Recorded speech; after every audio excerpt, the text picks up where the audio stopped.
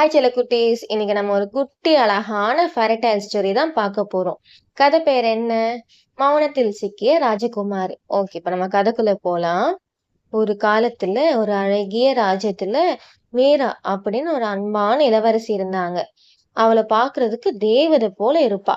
அவளுக்கு ஒரு பெரிய பிரச்சனை இருக்கு. அவளுக்கு பேச தெரியும்.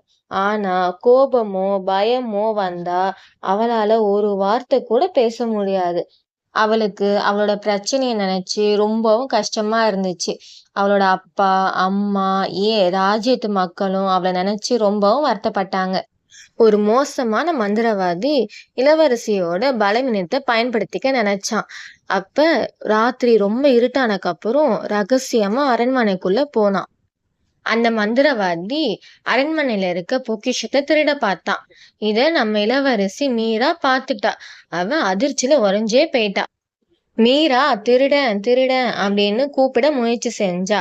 ஆனா பயத்துல அவ நாக்கு பேச மறுத்துச்சு. அவளால ஒரு வார்த்தை கூட பேச முடியல. மீரா என்ன செய்யறதுன்னு தெரியாம ரொம்ப தவிச்சு போயிருந்தா. அங்க ஒரு ஞானமுள்ள கிளி ஒண்ணு ஜன்னல் வழியா பறந்து வந்துச்சு. மீராவோட நிலைமைய பார்த்து அந்த கிளி புரிஞ்சுக்கிச்சு. மீரா, நீ பயப்படாத. நீ பேச வேண்டியது வெறும் 3 வார்த்தை தான். அந்த 3 வார்த்தைகளும் உனக்கு எல்லை இல்லாத தைரியத்தை தரும் அப்படின்னு கிளி மீரா கிட்ட சொல்லுச்சு. கிளி சொன்ன அந்த 3 வார்த்தைகளை இளவரசி கண் மூடிக்கிட்டு தன் மனசுக்குள்ளேயே திரும்ப திரும்ப சொல்லி பயிற்சி செஞ்சா. இப்போ அவளுக்கு மனசுல இருந்த பயம் போயிடுச்சு. மீரா திடீர்னு கண்களை திறந்து, நான் இப்ப பயப்படல. மந்திரவாதிய பார்த்து முழு பலத்தோட பேச ஆரம்பிச்சா. நான் உண்மைய சொல்வேன். உன்னை பிடிச்சு கொடுக்க எனக்கு தைரியம் இருக்கு. உன்னுடைய தந்திரங்கள் எல்லாம் எனக்கு தெரியும். உடனே இங்க இருந்து ஓடிடு அப்படின்னு சொன்னான். மீரா ரொம்ப தைரியமா பேசினதுனால மந்திரவாதியோட தந்திரம் எல்லாம் உடைஞ்சு போச்சு.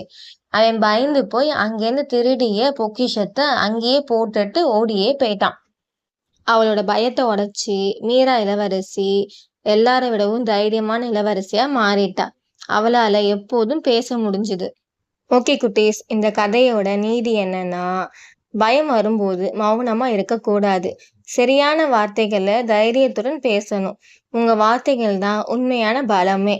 ஓகே குட்டீஸ், இந்த கதை உங்களுக்கு பிடிச்சதுன்னா லைக் பண்ணுங்க, உங்க குட்டி ஃப்ரெண்ட்ஸ்க்கு ஷேர் பண்ணுங்க, கமெண்ட் பண்ணுங்க.